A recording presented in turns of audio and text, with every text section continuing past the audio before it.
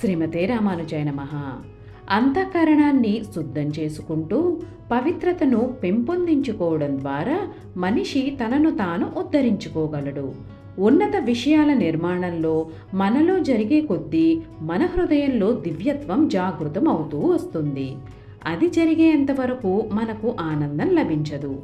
మనం ఇంకొకరికి ఆనందాన్ని ఇవ్వలేం. అందువలన భగవంతునితో బంధుత్వం ఏర్పరచుకోవాలి. భగవంతునితో సంబంధాన్ని ఏర్పరచుకోవడం అంటే భగవంతుడు నావాడు అన్న బంధాన్ని పటిష్టం చేసుకోవాలి. ఇలాంటి బంధం భగవంతునితో ఏర్పడనంత వరకు మనకు ఆధ్యాత్మికత వలన ఏ ప్రయోజనం చేకూరదు.